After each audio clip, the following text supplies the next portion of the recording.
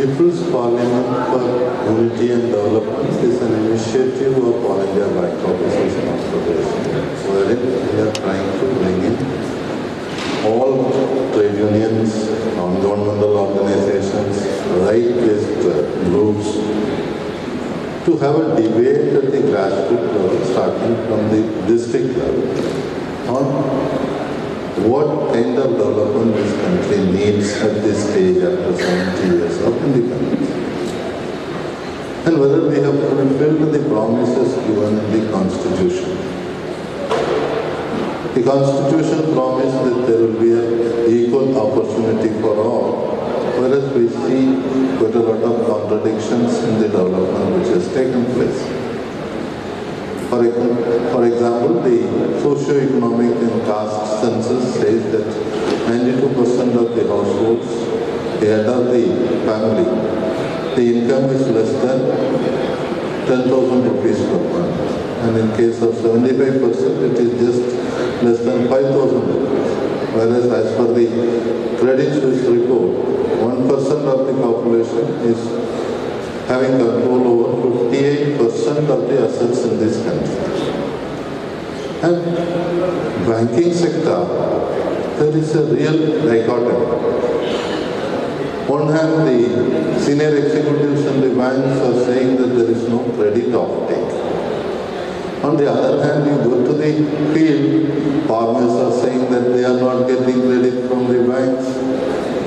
Workers are saying they are not getting credit, traders are saying they are not getting credit, women are saying they are not getting credit, even for self-help groups, students are not getting education term loans, and youth, in spite of talking about the Mudra schemes and Stand Up India scheme, access to credit for the youth when they really want to try something is also not available. So what is this dichotomy? Where are we heading towards? This is a focal point with which we will start the debates at the district level, then come to state level, and then they will have a national level People's Parliament for Unity and Development.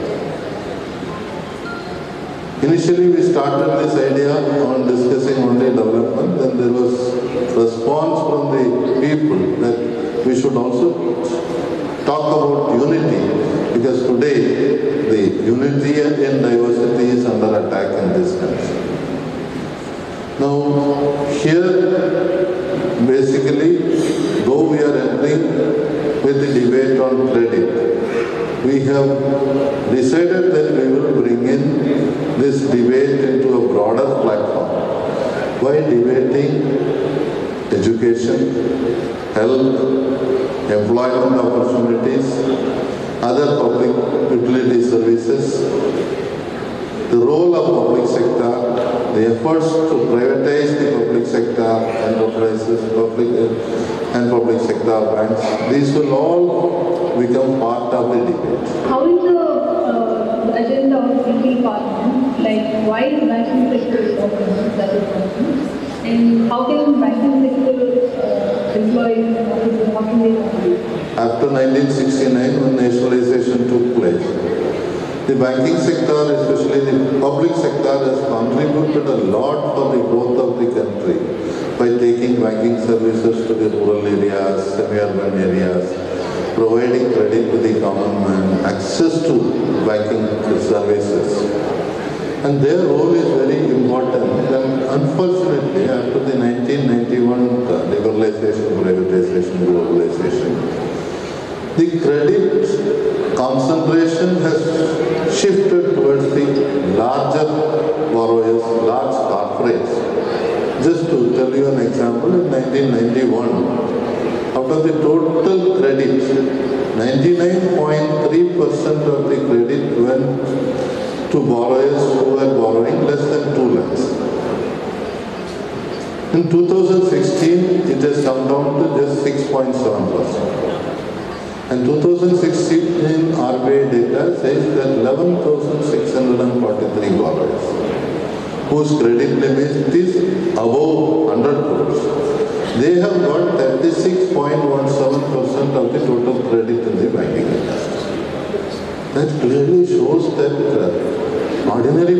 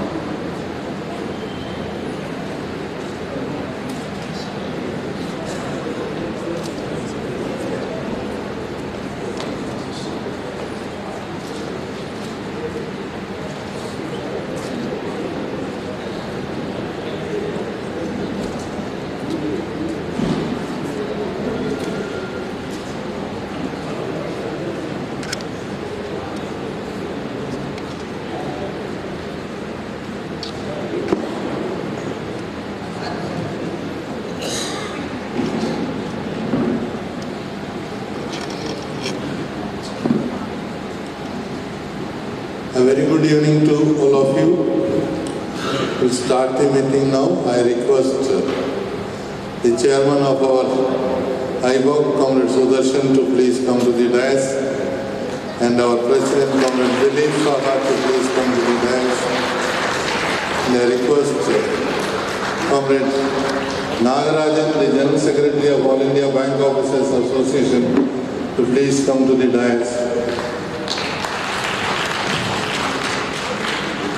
And I also request Comrade Devasish Ghosh, Senior Vice President, Comrade Harshavardhan, Advisor IBOC, Comrade Bhattacharjee, Advisor IBOC, and the State President, Comrade Krishnan, and State Secretary, Comrade Segar, to please come.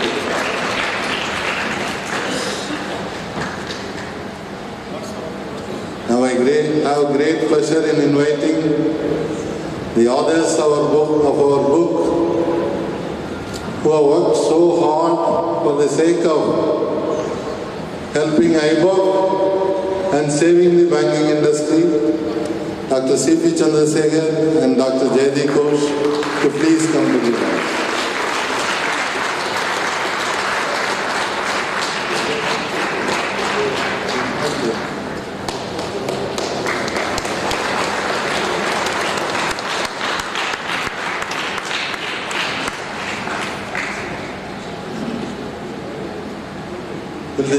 We'll start the program with Tamil Thaiwal. Please stand.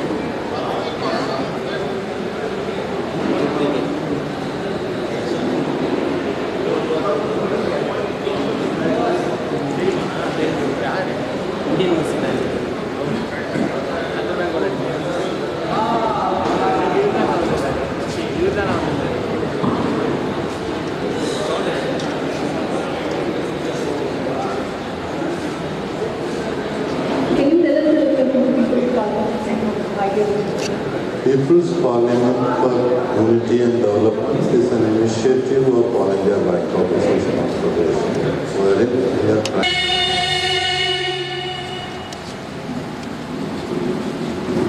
I request Comrade Dilip Saha to preside over the meeting, and I request Comrade Segar the State Secretary IBOACC to please welcome the gathering.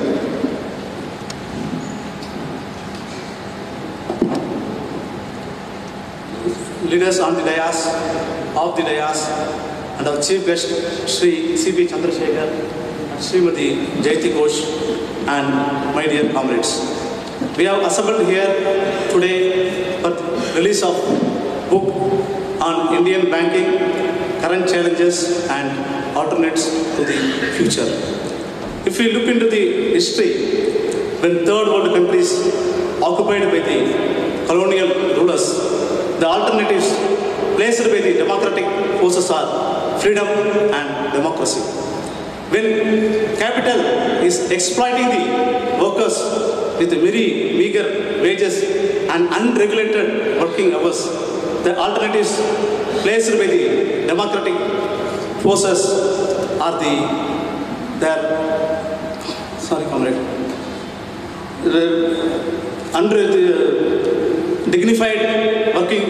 dignified working conditions, and it reduced the inequalities.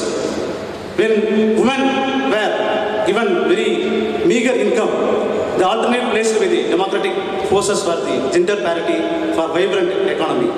When financial sectors were in the hands of the few corporates, the alternate placed by the democratic forces were it has to be handed over to the nationalization, so that it will pay the inclusive growth. Now, when government policies are more instrumental for the poor state of affairs of the banking sector, now the alternatives placed by the IBOACC and the C.P. Chandrasekhar and Jayati Ghosh is by way of releasing the book, the current challenges and alternatives to the banking industry.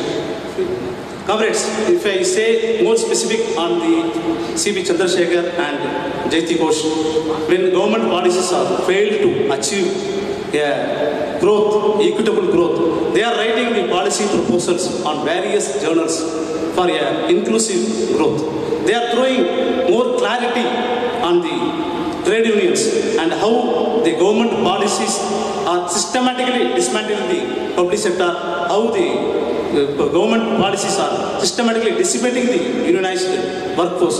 In that way, on behalf of IBOACC, I personally thank Srimati Jayati Ghosh and Sri C.P. Chandrasekhar for continuously enriching us, so that we can, it help us to plan our tactics against the government conferences. I welcome Sri C.P. Chandrasekhar and Srimati Jayati Ghosh. I also welcome Nagarajan, General Secretary, AIPOA. I welcome Sri Y. Sudarshan, Chairman of IBOACC. I welcome Dilip Shaga, President of IBOACC. I welcome Comrade D.T. Franco, who vehemently spreaded the campaign against the mischievous government policies on public sector.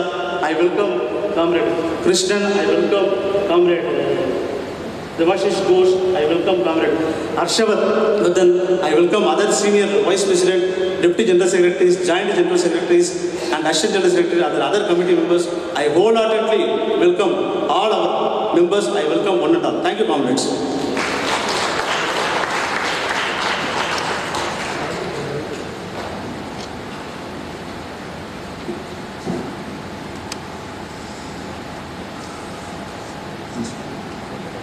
It's a great honor to have Dr. Jayati Ghosh and Dr. C.P. Chandrasekhar among us. I request Comrade Devashish Ghosh to please hand over a small memento to Dr. C.P. Chandrasekhar.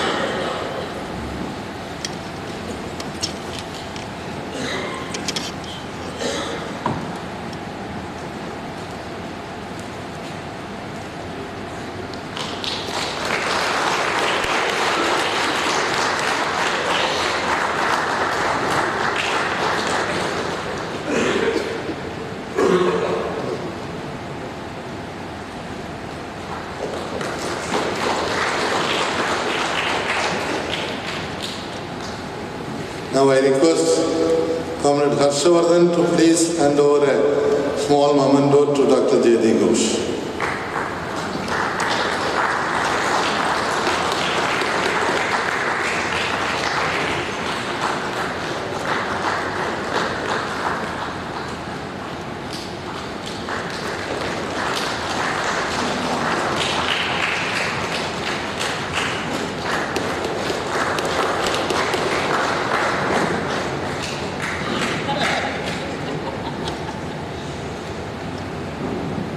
Now I request our beloved President, Comrade Dilip Saha, to deliver his presidential address.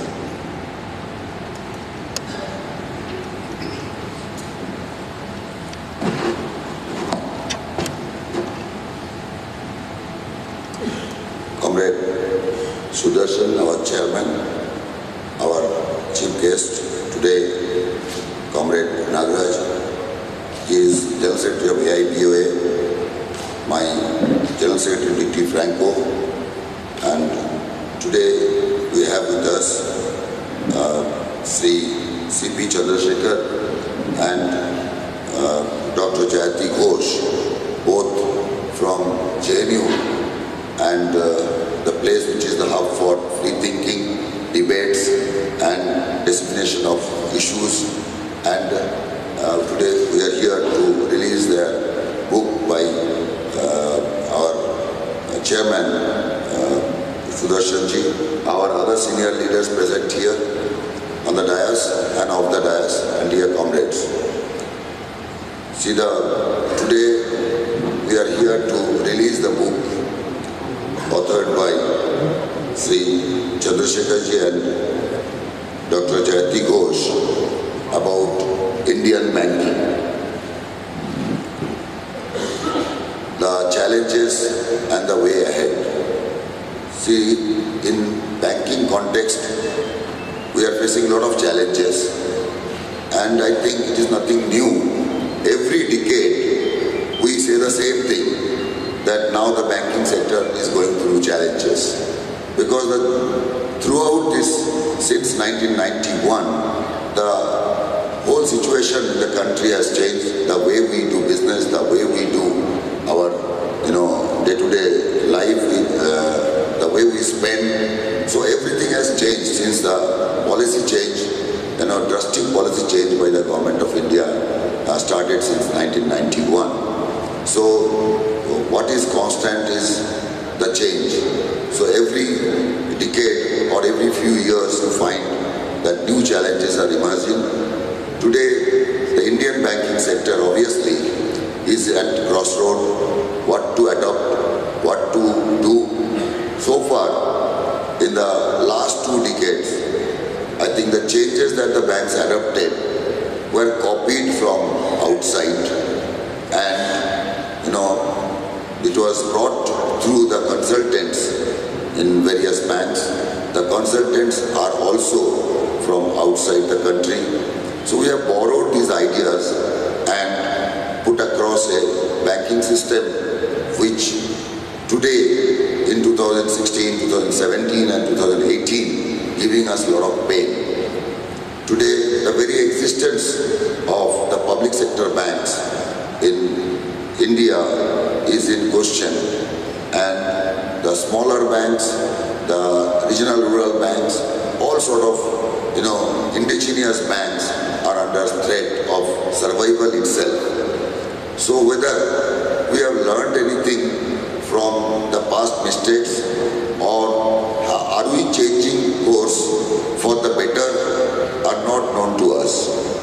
And the way it is being fed to us, the way the consultants teach us, we propagate the same ideas. Today in our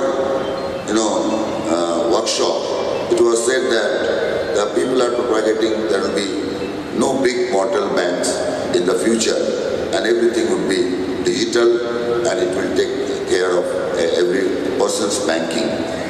When we talk of all this, I think the one basic thing that we have not been focusing since at least last 3-4 decades is the Indianness, that the banking system or any other business that you do which involves the mass, whether it is indigenous, whether it is understood by every person in the country, in every nook and corner of this country, and whether it is beneficial to them. So in a country like India, which is still called a developing country, I think the processes that we go through has to be Indian in nature, and the technology that we adopt should suit the Indian people at large, and only then we can succeed, or we can think of succeeding.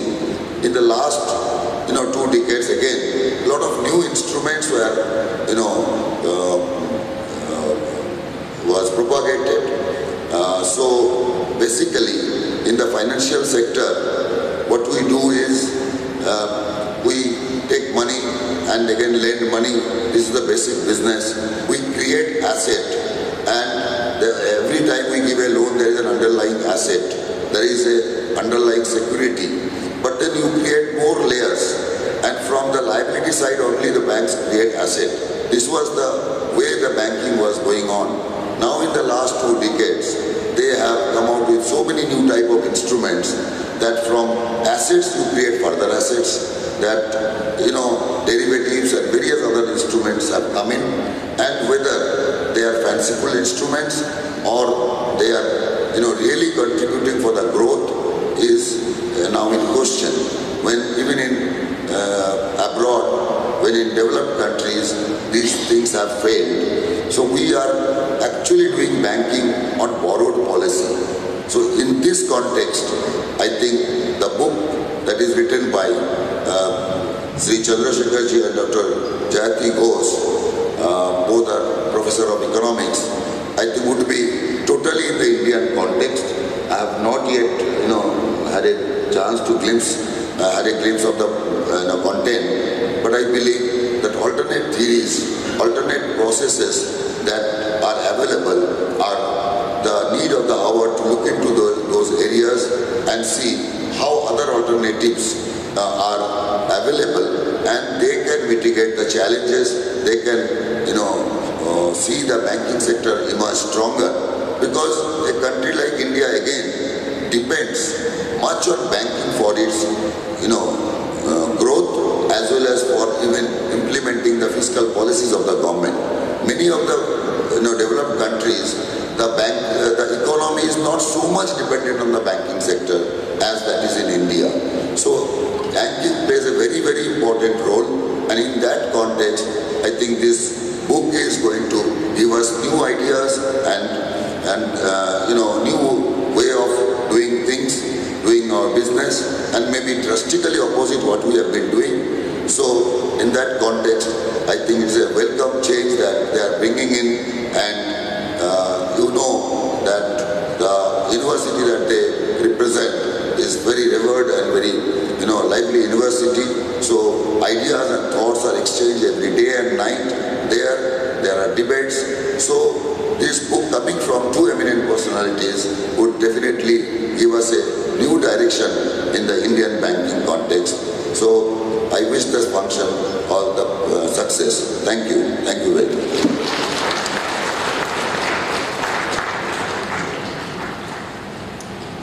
Now I request Comrade Y. Sudarshan, Chairman IBOC and General Secretary of All India State Bank Officers Federation, to please release the book, and I request Comrade Nagarajan to receive the first copy.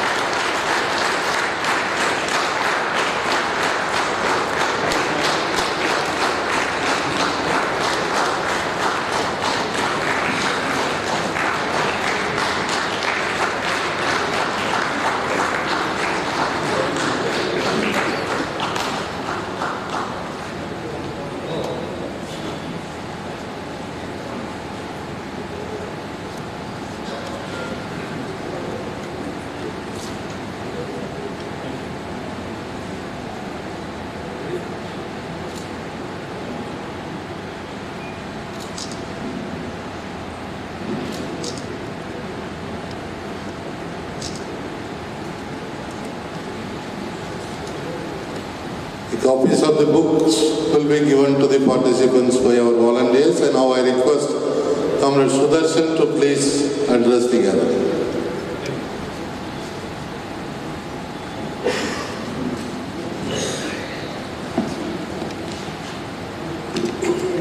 Comrade Dilip Saha, Dr. Chandrasekhar, Dr. Jayati Ghosh, Comrade Nagarajan, Comrade Franco, Comrade Ghosh, Comrade Harsha, Comrade Krishnan, Comrade Shekaran, our senior comrades, Comrade Parthsarthi, Saravana Malla, Sanjeev, and my dearest comrades who have assembled from far India. Very happy to be here today. It's a wonderful occasion, the release of the books, Indian Banking Challenges and Alternatives for Future. In fact, from the ABOC, roughly 12 years ago, in the year 2006, we made an effort. I mean, it was a wonderful effort. There was a report on Independent Commission on Banking. I'm very happy that Dr. Chandrasekhar was involved in that exercise. It was a great exercise. We met parliamentarians, we met academicians, we distributed copies of the books everywhere. Today it's yet another effort. The situation is different, challenges are slightly different, and therefore this initiative, initiated by the ABOC,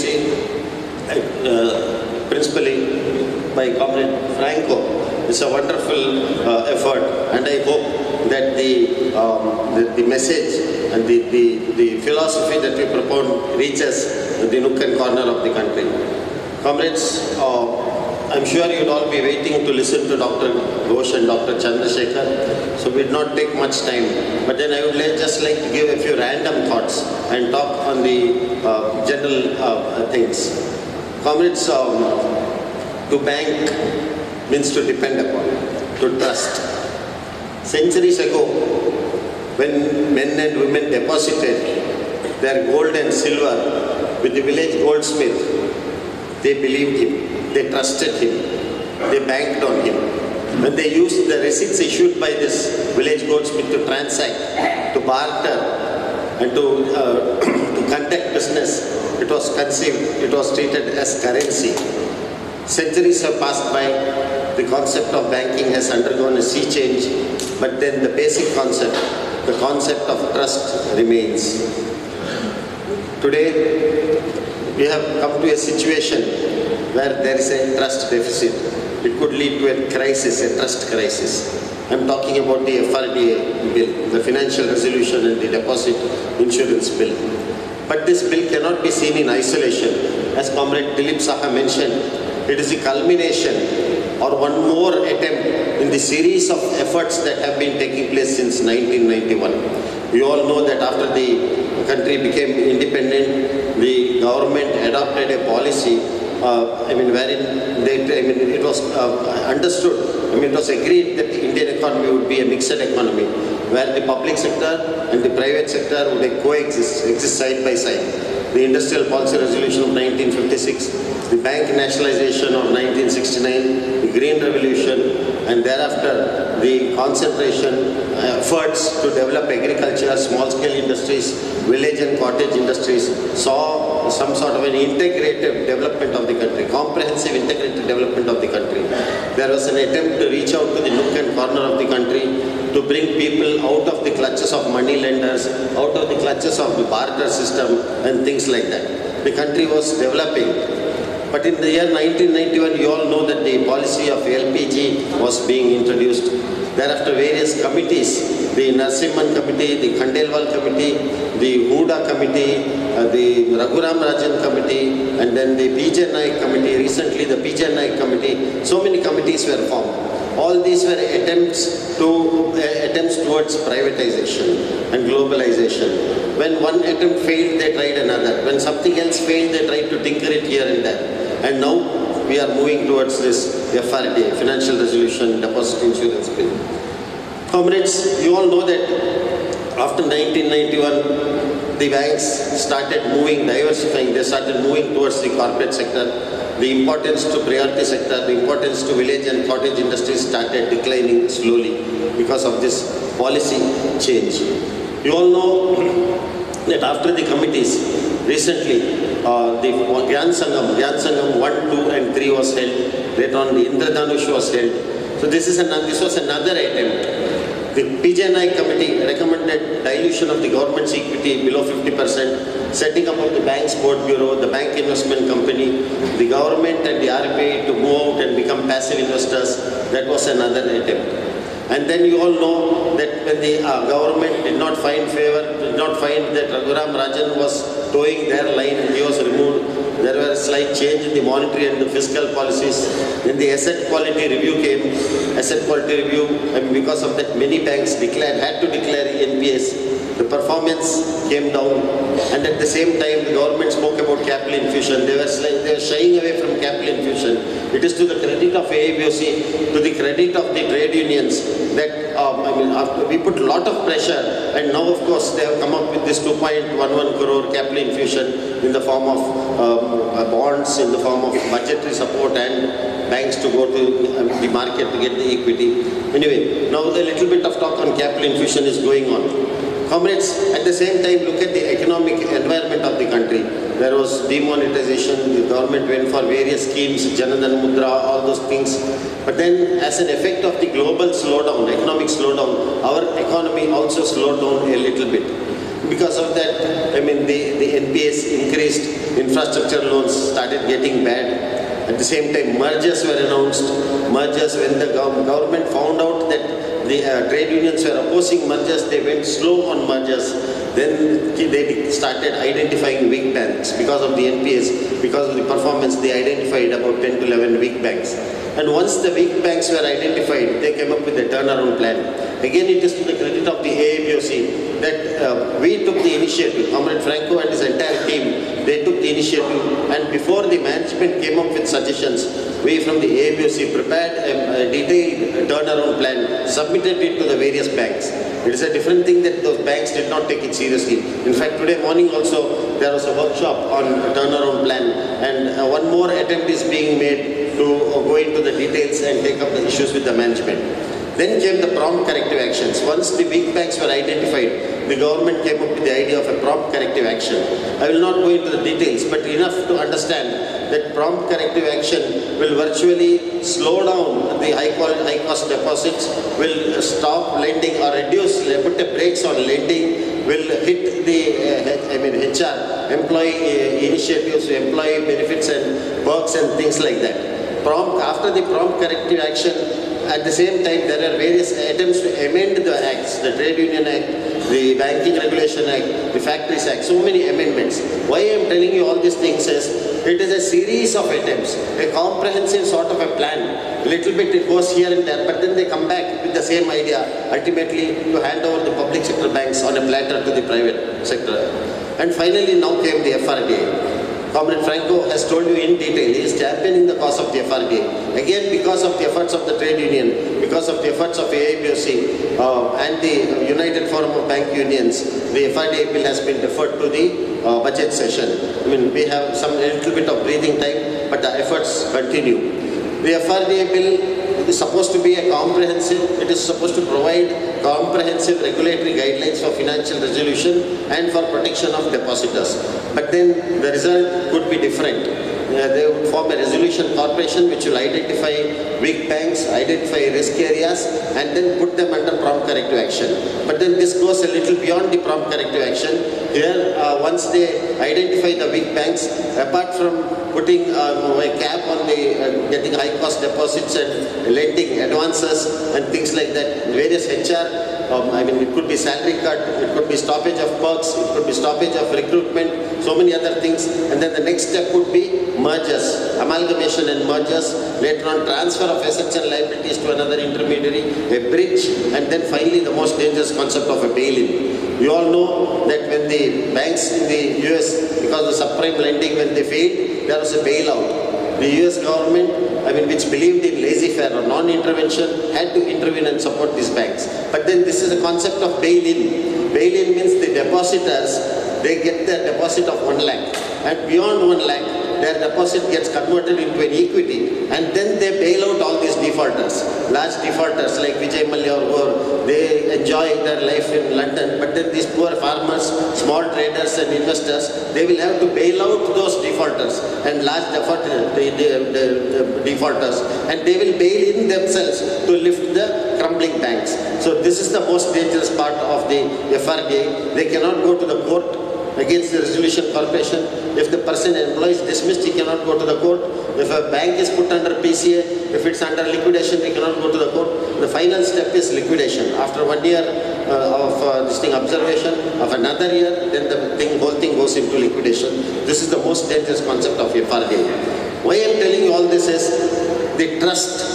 Trust forms the crux of Indian banking. That is the basis, the sine qua non of Indian banking. This is a trust. Everything gets related to trust. The depositors, they lose their money. They lose their trust and faith in the Indian banking system itself. Coming to deposits, as Comrade Saha mentioned, the Indian it's a savings-oriented economy. In fact, during the subprime lending crisis, Indian banks withstood the crisis because of the habit of savings of the people of the country. So now, with this sort of a trust deficit, with the interest rates going down, whether people will go to stock markets? No. Whether they will take risks? No. They may go for investment in gold. They may go to the real estate. But then again, the deposits. So this is one very big challenge to maintain the trust. Advances, again, asset quality is a big challenge of the recent thing. NPAs are a big challenge. You all know that the NPAs are increasing, but then the amount roughly 36% of the advances of the country are high-risk advances. So advances is another challenge. We have to lend, public sector banks are made to lend to infrastructure. We are asked to lend for rural lending, agriculture, so many other areas which may not be or which may not yield the desired sort of a result quickly. But then we have to do it because of our public sector character. Forex is an area of challenge. Companies, large corporates have exposure to Forex. But then if they don't perform well, our Forex, money is also at risk. Sustaining profit, the negative return on assets, that is another challenge. And now integrating all these things, the core functions of deposit, advances, and the diversified areas like asset management, investment, cross-selling, various other activities. So that becomes the biggest challenge of the present time. Technology is a challenge, comrades. Of course, we need to grow. We need to move in the technological area. But this also puts the entire thing into risk, the frauds that are taking place, the manner in which these people beat technology and to rob depositors' money, that is a big risk. So maintaining a balance there, that becomes a major challenge. HR area is a major challenge. Now the psyche of the youngsters is different, it's leading to attrition. There is a sort of a missing middle. People are retiring, but then the youngsters are too young. So there is a huge knowledge gap. So skilling them, reskilling them, that is another challenge. Maintaining our people, quality of the officers, and then taking this forward, that is another big challenge of the present day. But the biggest challenge, comrades, is the policy.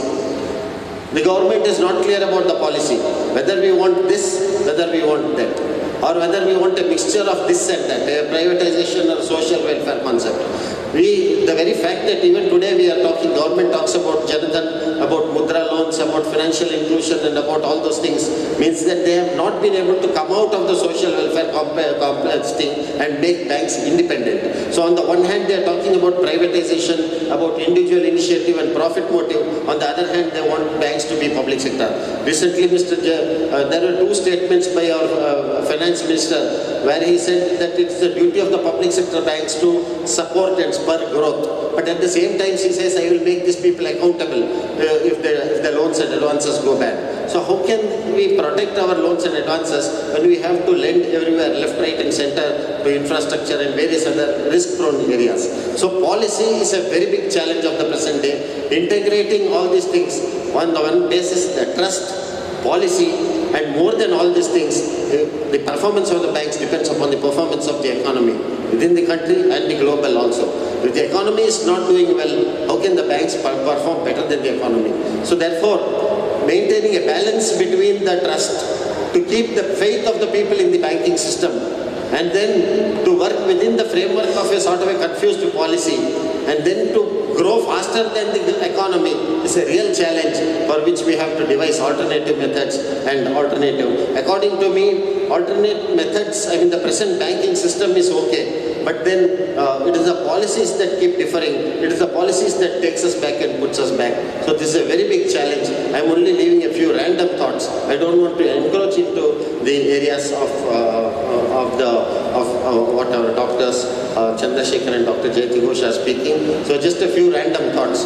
I wish the function all the best. I'm very happy that we have two of the most eminent scholars, Dr. Chandrasekhar and Dr. Jayati Ghosh with us, and we'll be very happy to listen to them.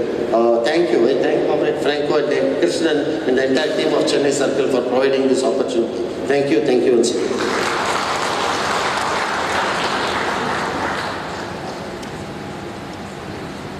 Thank you, Comrade Sudarshan. Now I request Comrade S. Nagarajan, the General Secretary of All India Bank Officers Association, to please address us.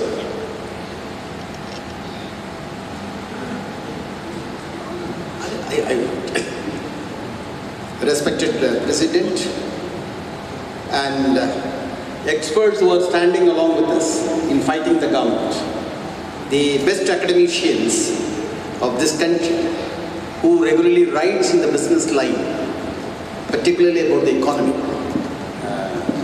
Sri Chandrasekhar as well as Jayati Ghosh. They are the people who have to lend the support to us, the trade union organizations, which stood firmly against the FRDA bill, as Comrade Sudarshan was beautifully putting it. The top leaders of the IBOC, Comrade Sudarshan, Comrade Dilip, and my colleague who has got a strong leftist feeling and roots also, Franco, and members who are present here to see the finest release of the book as per the endeavor of the All India Bank Officer Confederation. Individually I am privileged and organizationally I am honored to receive the first book, the second edition of an attempt by the IBOC to be brought to the knowledge for the people of the country. And words are insufficient to express, but to specifically speak to the bankmen, this government disowns public sector. And attacks are going to be more and more, very sharply, on the bankmen collectively within a period of another 24 months. Certain of the election results will also set the agenda for 2019. And in that process, if you look at it, one of the biggest damage this government has done is attempting to privatize the IDBI Bank. As per one of the reports of GOC of 2013 and 14, 645 corporates have pulled down the IDBI Bank as on date. And Public Accounts Committee report also speaks about IDBI Bank's thing.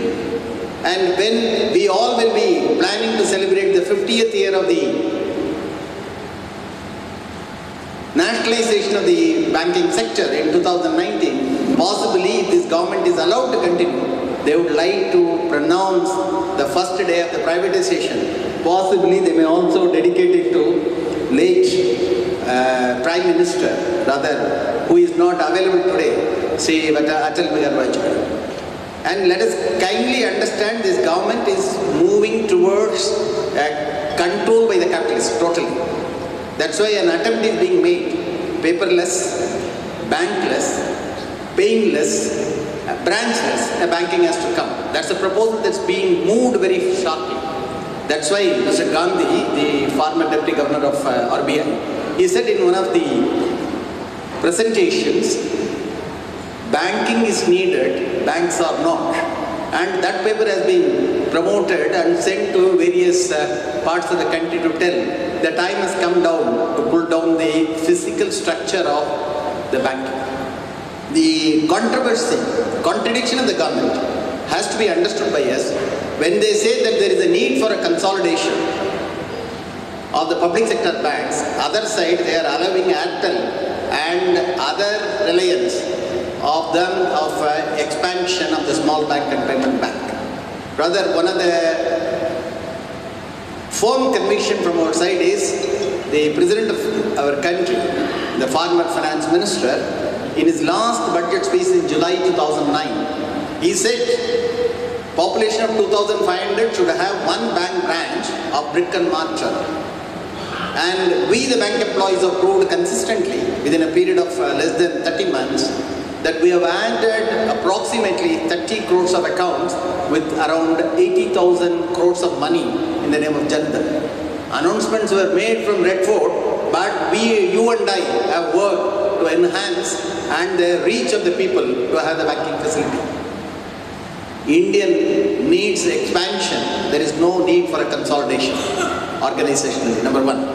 Number two, if we have got 6 lakhs villages, there is a need to have 6 lakhs bank branches. If UNESCO could win such a beautiful financial expansion in Bangladesh, why not we?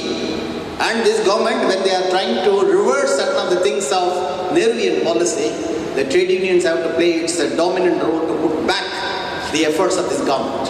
And this government is meant for only 3 people. It is Adani, Ambani and Amit Shah. Judiciary is being rocked today on an issue, smallest issue. And certain things are coming very short to focus, and people of this country have to react to the situation, and unfortunately it is not happening. And trade unions have got a job to perform, and the banking fraternity as a whole, under the banner of United Forum of Bank Union, they have got a largest responsibility of educating the lost man in the society about the banking needs and how public sector banking have helped them to grow. And if the economy has to be measured, it has to be measured through the banking activities. And we have performed well right from 69 till today. And in the process of developing the nation, the trade unions have got a right to perform. And we are continuously doing it. And we have to remind the government, don't try to flux your muscle against the trade union organization, particularly of the United Forum of Bank Union, which is united to oppose any retrograde provisions related to the banking policy and all. We are consistently doing it. We shall take forward. One such movement that we are taking is reaching the people about the 23 demands, making the people how this government is trying to completely dismantle the public sector banking. And in that process, we have got a larger role to play. And we assure these academicians who are standing along with us, comrades, we have got a duty to perform. You will be with us. We shall change the world. That conviction we have got. That is why we have got Francos in our society. Thank you. Thank you for the opportunity.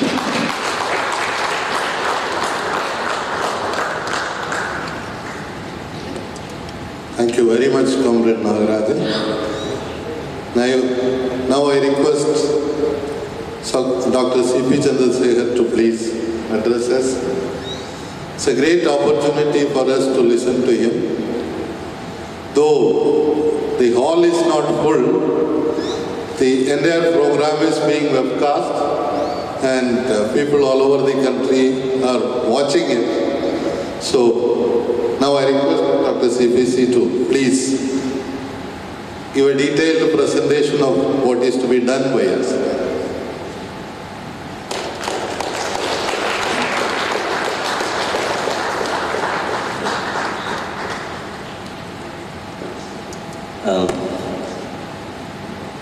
Comrade Sudarshan, Comrade Dilip Saha, Comrade Nagarajan, Comrade Franco, other senior leaders on the dais and below, and friends, ladies and gentlemen.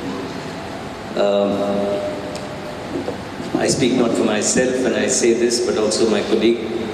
It has been for us a privilege to be associated in different ways with IBOC now for many years, and it was a privilege to have been given this opportunity at this crucial time in the history of Indian banking, public sector banking in particular, as was pointed out, to be able to join you in this learning process in trying to understand the ways and means through which a neoconservative, neoliberal state is trying to engineer a redistribution of income by using many mechanisms, and one of those mechanisms, of course, is to use the banking sector as an instrument in a pawn to reach to a few what it takes away in different ways from the many. I say that this is a very crucial time in Indian banking, partly because if you look at it, when you find the time, if you look at the material we put together, you'd actually see that one of the recommendations or one of the ways which we think we should move forward in the immediate short run is for the government to use funds either from the Reserve Bank of India or from the budget or a combination of the two to actually address the immediate problem facing the public sector banking system, which is the huge accumulation of non-performing assets in its books. Now, simultaneously, we know that the government itself has announced a 2.11 lakh crore recapitalization plan. It's a recapitalization plan in which a significant sum is going to come out of the budget, partly in the form of recapitalization bonds and partly in the form of budgetary funds. Already the supplementary demand for grants has allowed for 80,000 crores to be used for this purpose.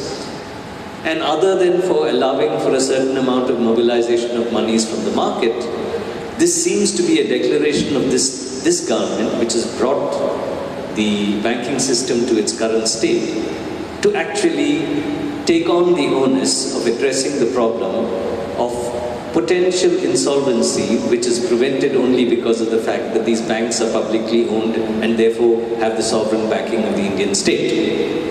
As a result of which, the trust which Comrade Sudarshan spoke of still remains because of the fact that there is a belief it's also a trust in the Indian state, on the ability of the Indian state to restructure these banks. So if you look at it, it appears as if we somehow seem to be on similar ground, that we are arguing that besides what needs to be done in the medium term and the long term, in the immediate short run, it is the duty of the Indian state to recapitalize these banks and put them on a solvent footing such that the business of banking, the use of the banking system as an instrumentality for development can be once again begun or restored.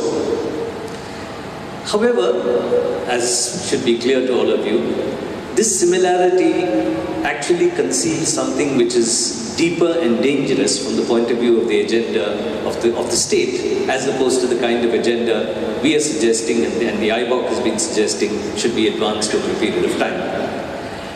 As far as the Indian state is concerned, it has been through the Reserve Bank of India, through the imputation of experts as deputy governors, through the finance ministry, and through the large number of committees which were referred to, which have been set up ever since the Narasimhan Committee was set up first in 1991, immediately after the July crisis, the balance of payments crisis, and the beginnings of reform and liberalization.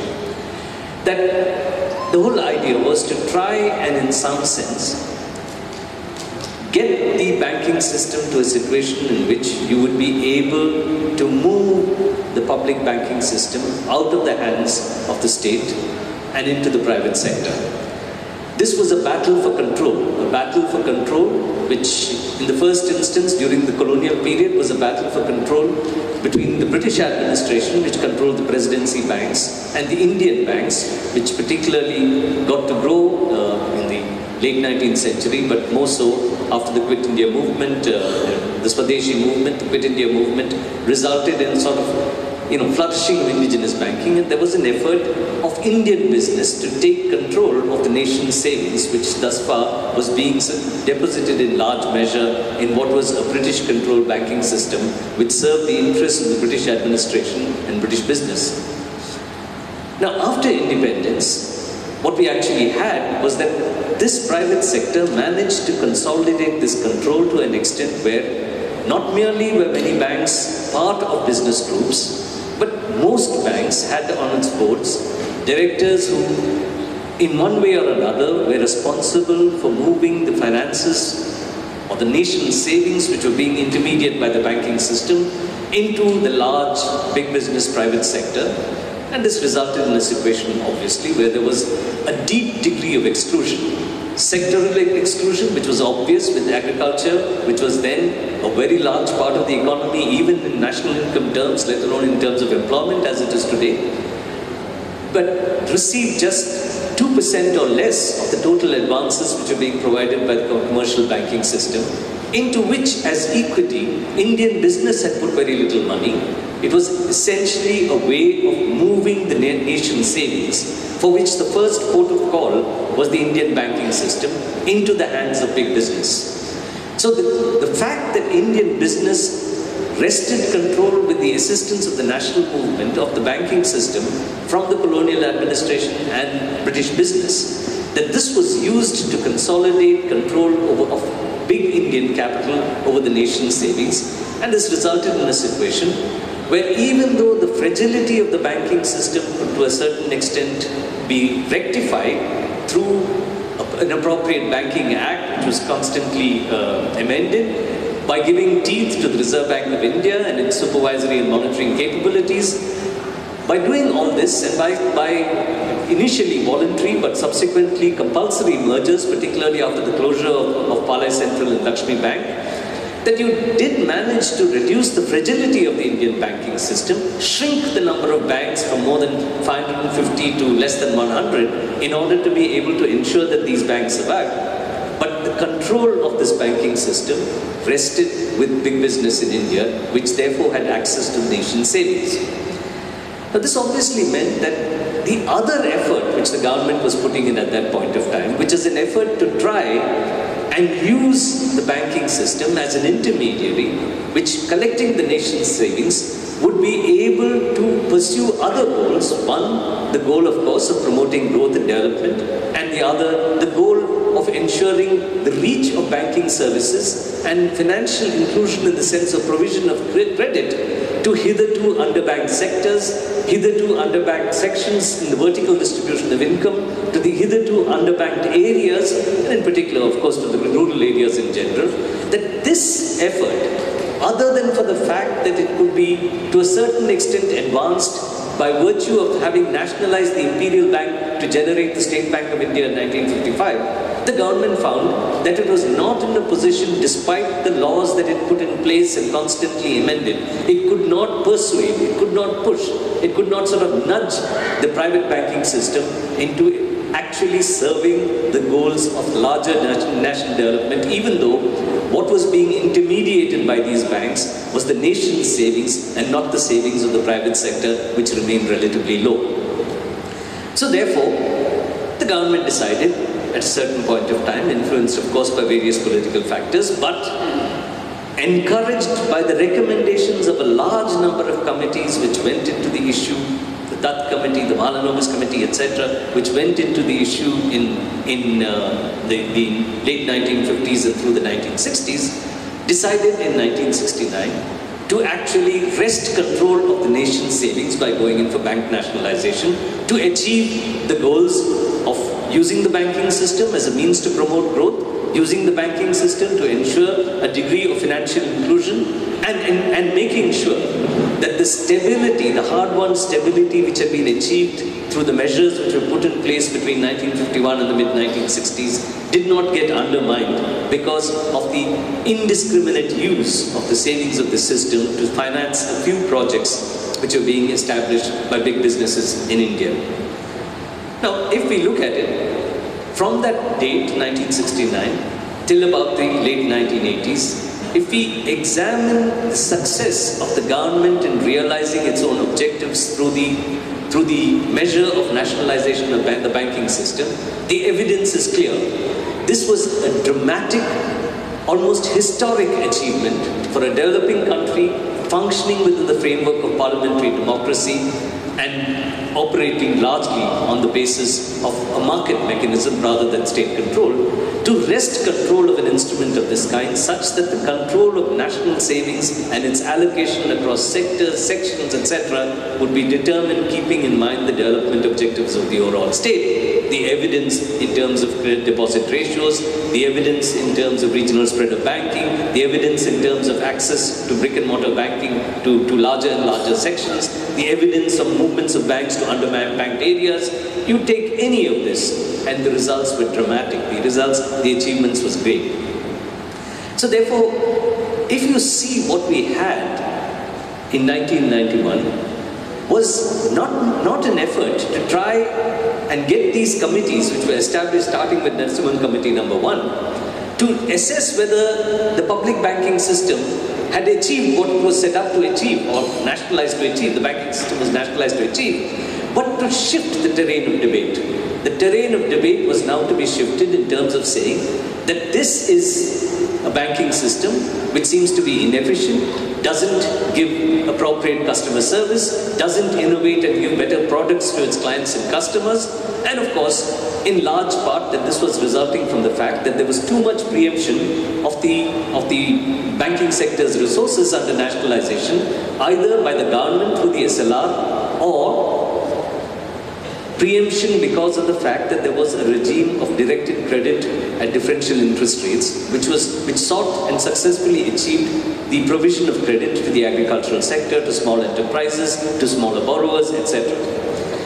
So therefore, the idea was shift the terrain of debate to one of efficiency and to actually not take into consideration the fact that what nationalization did was to say that, listen, we are not going to judge you on the basis of profitability because you're going to cross-subsidize activities which have very high transaction costs and therefore your profits would be low. That we are going to set up a whole new set of parameters to assess the degree to which the banking system has performed the duties it was supposed to perform.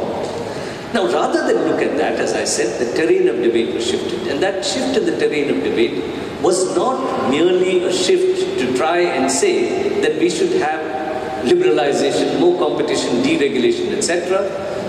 If we follow, if we pursue the kind of ideology which has been stressed through these multiple committees, the game has been just one simple game, that of restoring control of the nation's savings to the big private sector.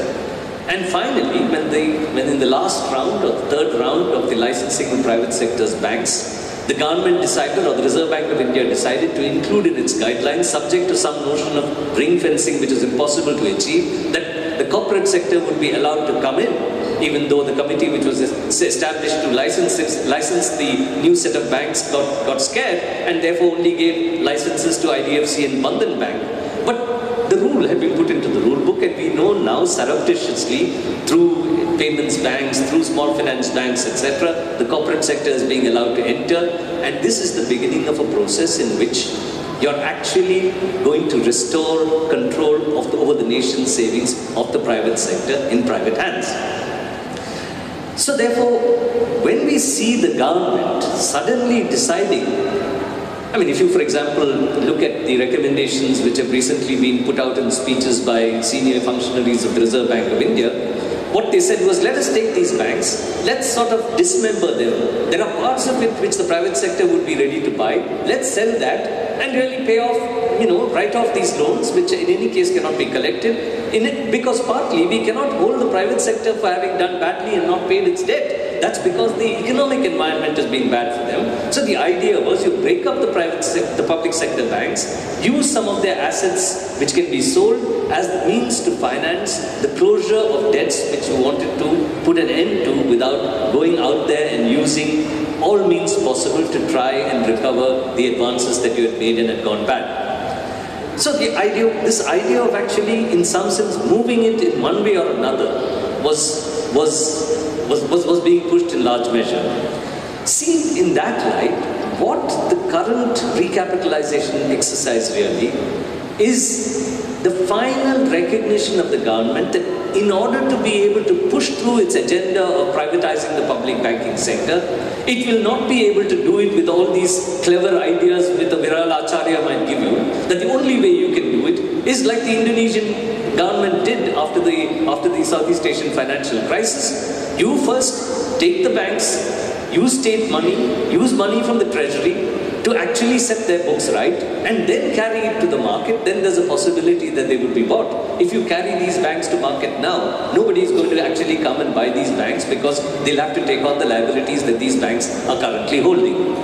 So therefore, the whole idea is, unlike it being a first measure to move back and reverse a set of policies which have been pursued and has put the banking system in the current state it is, this is merely another way of using tomorrow's taxpayers' money to actually recapitalize and clean the books of the bank so that you can carry these banks to market, unless of course the government is stopped either by the people in the next elections or by all of those who are going to agitate against this effort to try and, as I said, hand over control over the nation's savings to the private sector.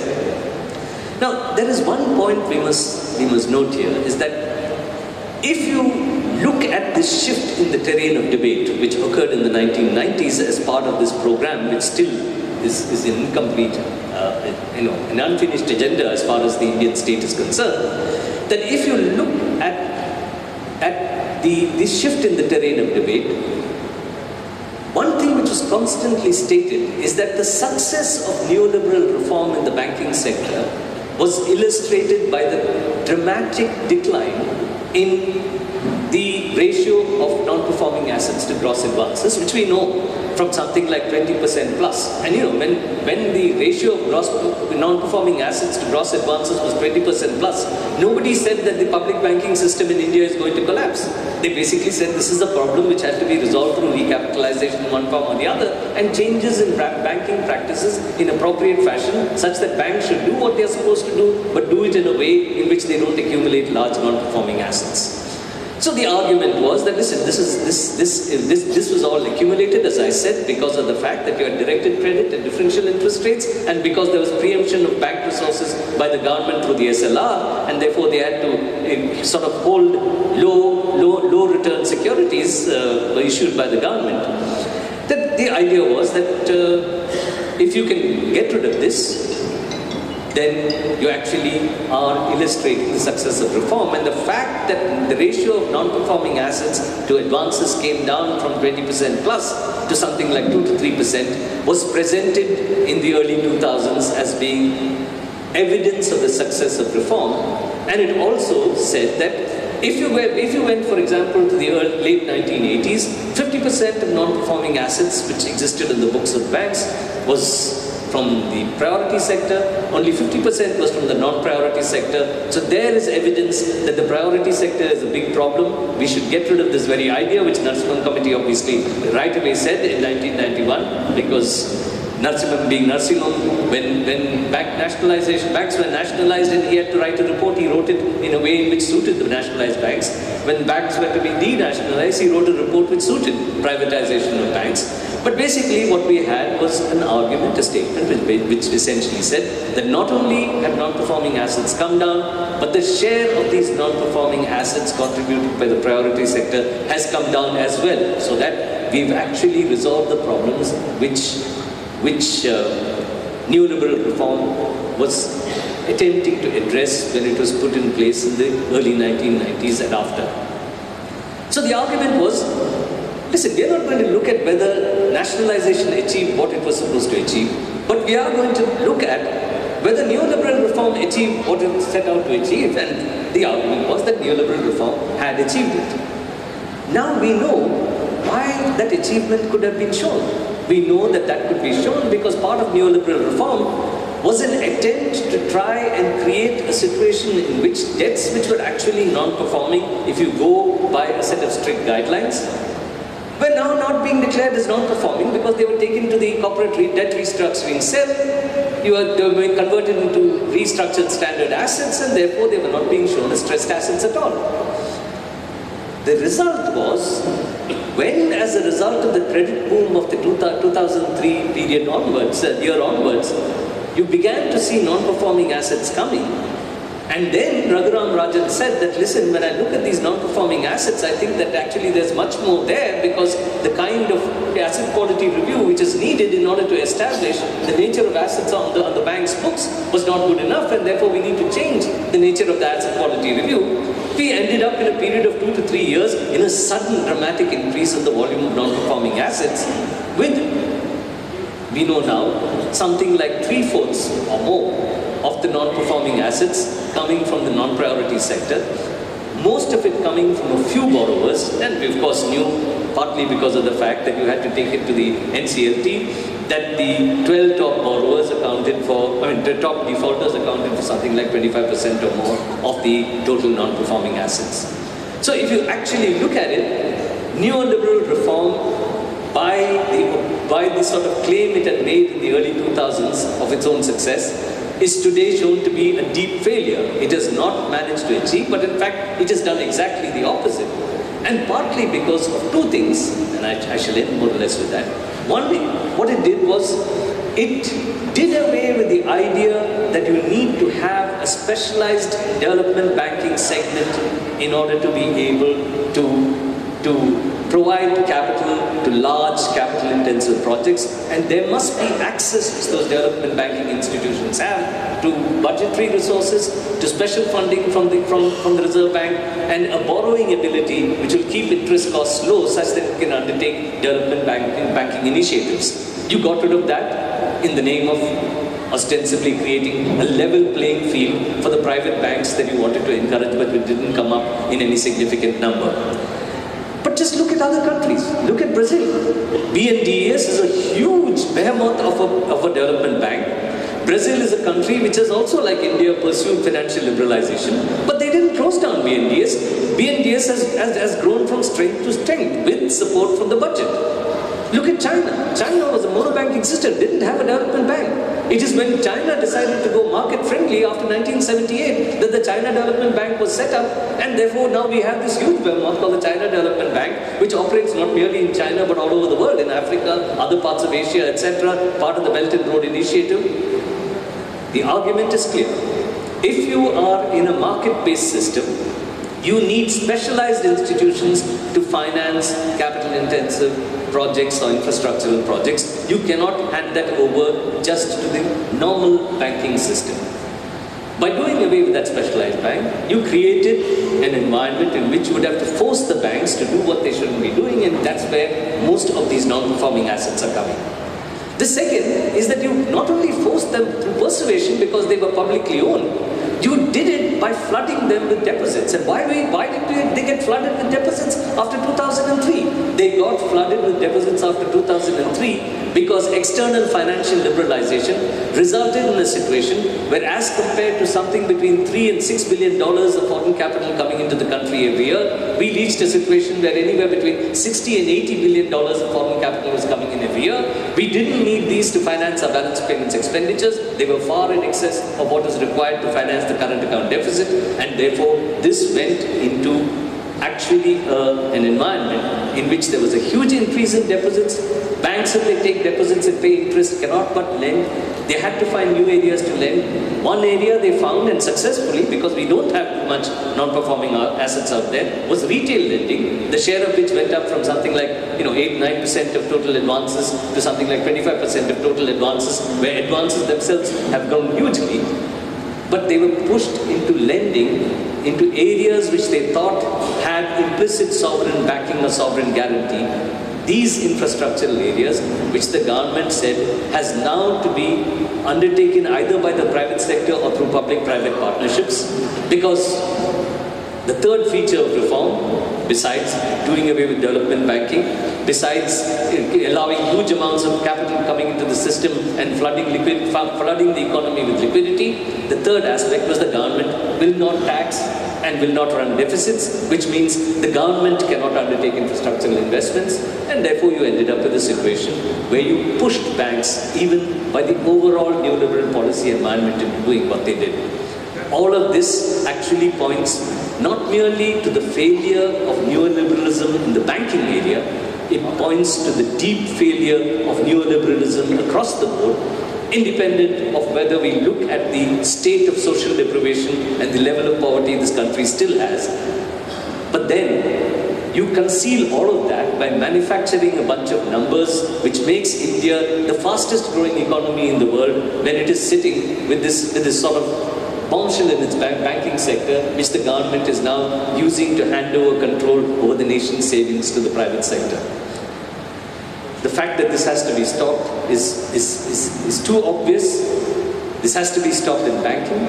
We have to convert this opportunity where banks' books are being restored, not to turn them into entities which are going to be handed over to big business, but really we have to use that as an opportunity for medium-term and sort of longer-term policies which restores the role of banking within the Indian economy, social banking within the Indian economy. And to do that, of course, the battle for sort of saving public sector banking is also a battle against neoliberalism.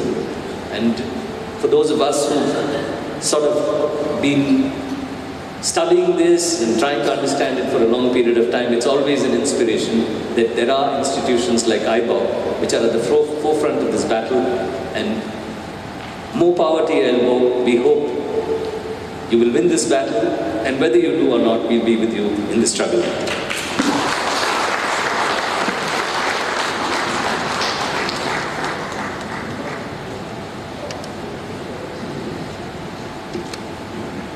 Such an amazing speech. He had been giving a lesson as if he is teaching to the undergraduate students. And we could understand what has happened to the banking sector the last more than 50-60 years, what really happened and why it happened and what has to be done. From tomorrow this speech will be available in the YouTube, and we will definitely convert it into the MMS format and circulate in WhatsApp. I will request all our comrades to circulate to as many people as possible, so that people listen to that and understand what is happening. Now let us have the honor of listening to Dr. Jayati Ghosh, amazing economist and a very powerful speaker. And I only seek directions from you, comrade, on what IBOC should do so that we can really save this banking sector. So far, we could put some roadblocks because of which privatization could not be achieved. But the government is bent on doing it through various efforts. So we seek your directions, please.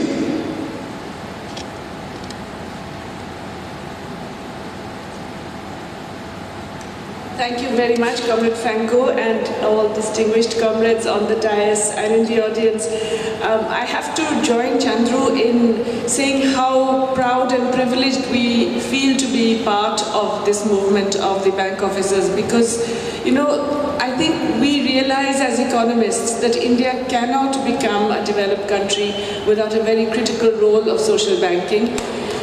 And we also realize that insofar as social banking continues at all, it's because of the efforts of unions like yours. So as citizens, I think we realize the need for institutions like IBOC, and we're very happy to be part of your broader struggle. I think Professor Chandrasekhar has already given you this incredible overview, so I really don't have to talk very much. I just want to add a little bit on one of the other failures of the neoliberal regime, which is precisely in the area of financial inclusion, and then talk a little bit about what Comrade Franco asked in terms of what can IBOC do. Now, I think it's clear that in a way the neoliberal regime never intended to become financially inclusive. It was never designed to actually allow for banking to reach the hitherto unbanked and to encompass areas that were difficult, had high transaction costs and so on. In fact, if anything, it was the opposite. As was mentioned, the Narasimhan Committee, the one that ushered in the liberalization phase, really said do away with priority sector banking. And it was only that the government decided not to do away with it, but to dilute it, that we saw that priority lending was allowed to continue. But it definitely diminished in both stature and in significance. And the expansion of the criteria for being called priority meant that the crucial priority sectors, whether it is crop lending or it is actual small scale, tiny and micro enterprises and so on, they got less and less of the credit over time. So one significant failure of the neoliberal regime was in terms of ensuring financial inclusion. I think one of the previous speakers mentioned this, that if we have 600,000 villages in India, we have to have 600,000 banks. In fact, that's absolutely correct. We must have more. A truly financially inclusive society has more bags per settlement. And it's absolutely critical. One of the things that the neoliberal regime did was to reduce the number of banks, to reduce the number of banking accounts relative to population as well, because it's harder to maintain accounts of very tiny holders, of very small savers, of very small depositors and small borrowers. So this particular aspect is something that we really need to bear in mind, because all countries that have developed by expanding the reach of banking, not the reach of microfinance, not the reach of individual non-banking players, often operating for profit, that are really effectively another means of extracting resources from them rather than giving them access to productive finance. Whether you are looking at Sweden or Japan or Germany or Korea or any of the countries that have emerged into industrialized developed country status, you will notice that the provision of banking services to the entire population was a critical element of that success. And of course that was combined with development banking. And of course it was combined with a range of different kind of banking structures. It was not just that you had commercial banks operating, you had the development banks that Professor Chandrasekhar mentioned, you had community banks, you had cooperative banks, you had specific sectoral banks, you had different kinds of banks to meet the needs of different constituencies and of different productive activities. Now, this was a direction in which the Indian banking system was going, and it was very important for it to go in this direction. But in fact, as we know, the 1990s put an end to that, and we got this progressive decline in the access of banking services relative to population, relative to the size of the economy, relative to the needs of the working population. Now, the past few years have been a bit strange because they have been once again characterized by this need to at least declare financial inclusion. And so if you notice, at least for this last government, the theme of financial inclusion has become a very significant one. So the Jan Dhan Yojana, for example, is declaredly a case for bringing more of the population into the banked segment. Although it must be noted that the Jan Dhan Yojana has been much less successful in bringing people into any kind of organized deposit-taking situations than the Rural Employment Guarantee Act, because the very act of putting wages in the Rural Employment Guarantee Act through bank accounts and postal savings accounts was the big shift that actually brought in many more people into banking services. But even so, the Jan Dhan Yojana has been declared as this supposedly inclusive way of bringing banking in. The Kisan credit cards, which were already introduced earlier, have been also emphasized as a way of drawing more farmers into the possibility of accessing credit. At least in terms of the stated, the verbal kind of positions of the government, this is a government supposedly that wants more financial inclusion. And yet what we find is that in reality the opposite is occurring, and indeed many of the banking policies or other policies of the government are operating in fact once again to destroy whatever little inclusion has occurred. For example, the demonetization that has already been talked about and which is memorable for many reasons, but chiefly because it must be a singular policy measure that didn't meet a single one of its objectives. Not even one of its declared objectives was met.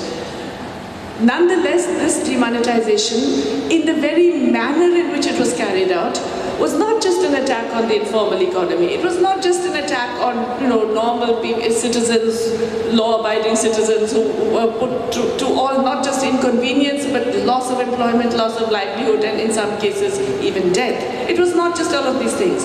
It was also an attack on banking. It was in a very strange way a situation in which the banks and bankers, as you all know I'm sure, were made to pay for an extraordinarily ill thought out exercise and then were blamed for the fact that it didn't achieve its objectives. It is still not uncommon to actually hear people say, well, you know, the Prime Minister meant well, but the bankers didn't let them do it. I hear this all the time in different cities of the country. There is this wide perception that, you know, the bankers did something and then they took all this false money in and now then they've given it to their friends. And there is a real perception about how demonetization failed because of banks. When we all know, those of us who have seen it know, that it is in fact banks and bankers who had to suffer the costs of it, not only through overwork, but through being unable to give credit for several months and all of these things. The fact that restrictions were put on withdrawals from Jan Dhan Yojana accounts from the was again seen as it was an attack on the same people who were previously sought to be brought in under financial inclusion, but once again it is being interpreted as a way of the banks trying to prevent poor people from accessing their own money. So in a way, the extraordinary ability of this government to twist realities in the way it handles public relations and to create perceptions which are completely false is ongoing at the moment with respect to the banking industry.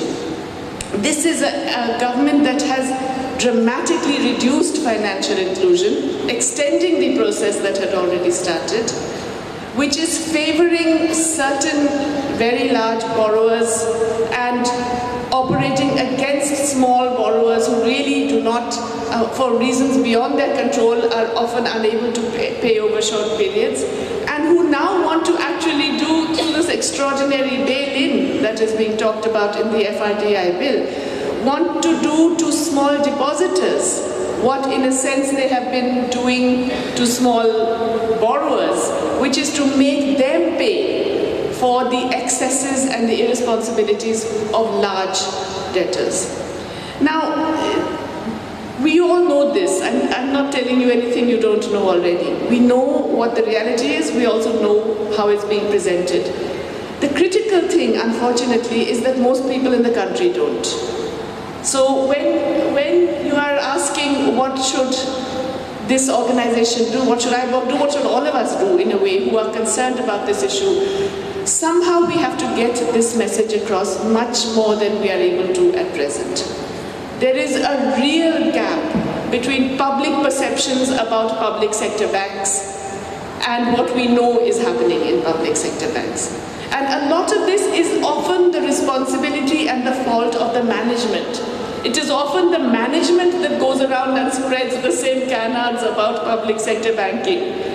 And it is often those in charge of the banking system who falsely put the goal of profitability on banks rather than the goal of public purpose, who insist that public sector banks must be held to criteria that are determined only by the market and profitability, who do not hold it up to its social functions, who do not ask whether it is meeting the developmental objectives, who do not set criteria that can be monitored and then measured and talked about the extent to which it is benefiting people, society, and the process of development, which has led to this disconnect. As long as this disconnect operates, there is a real challenge for all of us. And it's a challenge because then it's true that then it will be all of you and a handful of us fighting for this. That's not good enough. We need all of those who are beneficiaries of banking to realize that they are beneficiaries of public banking. We need all of those who are being denied access to banking because the banks are not being allowed to do what they were nationalized for, which is to, in fact, extend banking services, both deposit and credit accounts, across the population and to relatively unbanked areas and people. We need those who have been denied to be aware that they would not be denied if banks were made to do what they're supposed to do, or even allowed to do what they're supposed to do. And that there are bankers, bank officers and employees who want to do this. but are being prevented from doing so by a government whose stated policy is to push banks into profitability. We have in the State Bank of India a recent announcement that there will be charges imposed on falling below minimum balance, which is a direct attack on the poorest hold depositors. Why is this done? Because the State Bank of India top management has been told it has to find its own resources for KYC compliance, for running ATMs, and for all the other costs it has had to bear in the Jan Dhan Yojana accounts.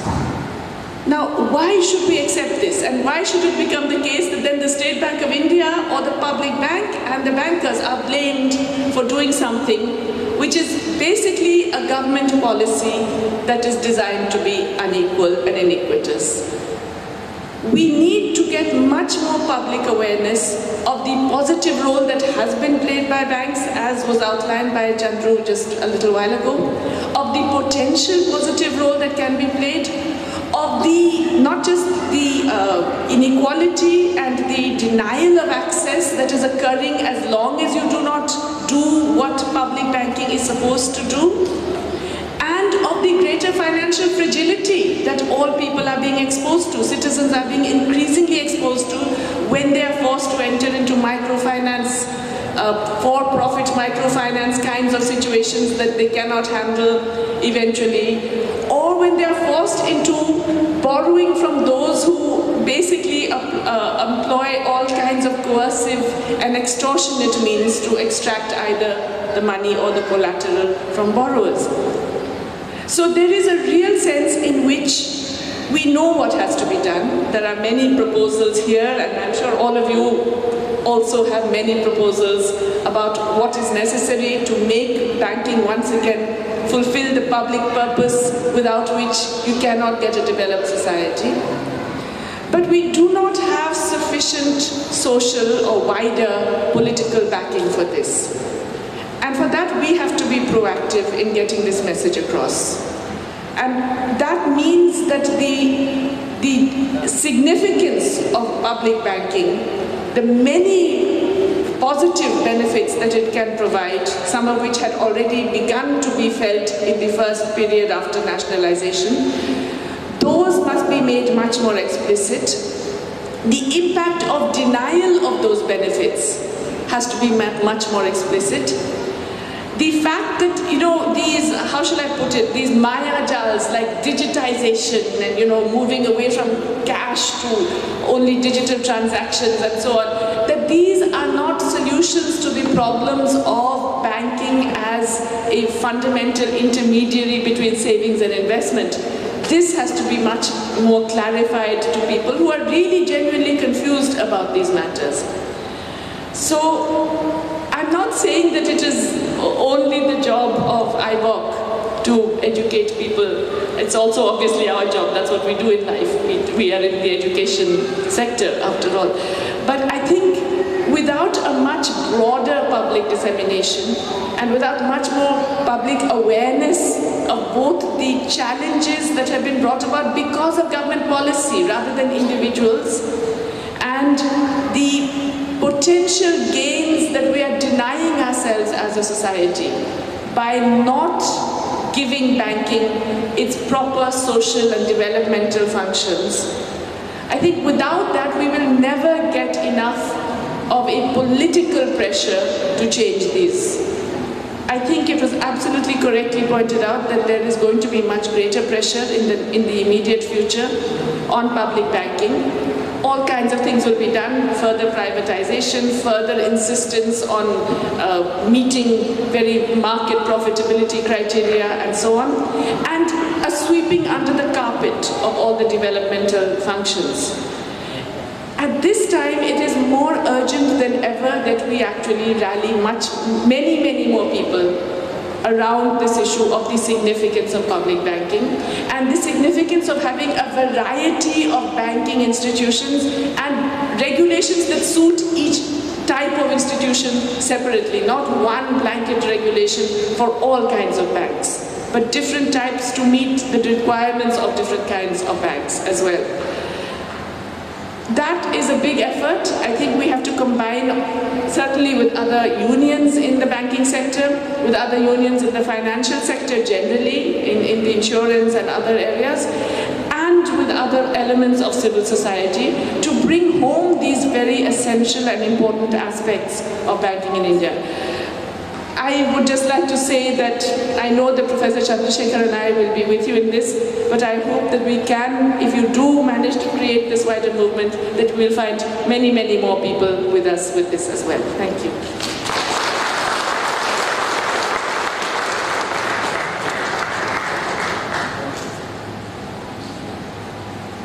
Thank you very much, Dr. Jayadi.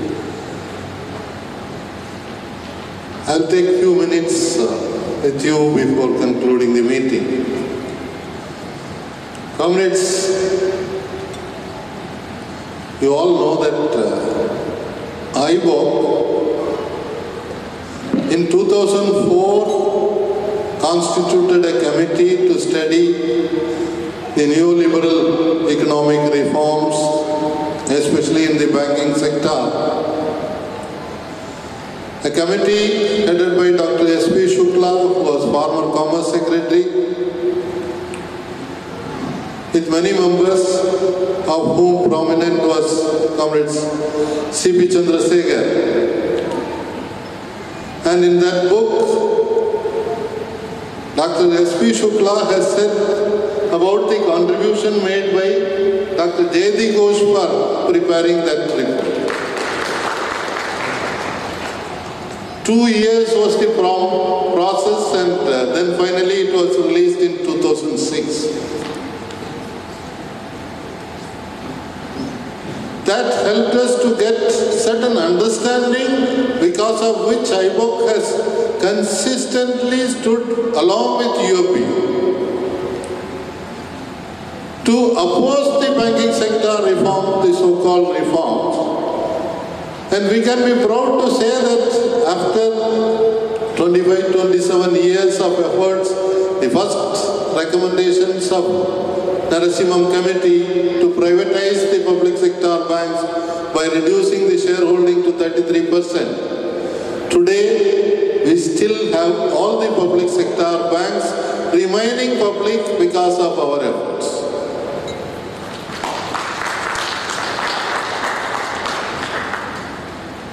And in a casual discussion with Dr. C.P. Chandrasekhar, he happened to mention to me that to get work done correctly, you have to give the work to the busiest person. And I know how busy he is, how busy Dr. Jayadi is. They both have to write articles to Frontline, which publishes their article every 15th day.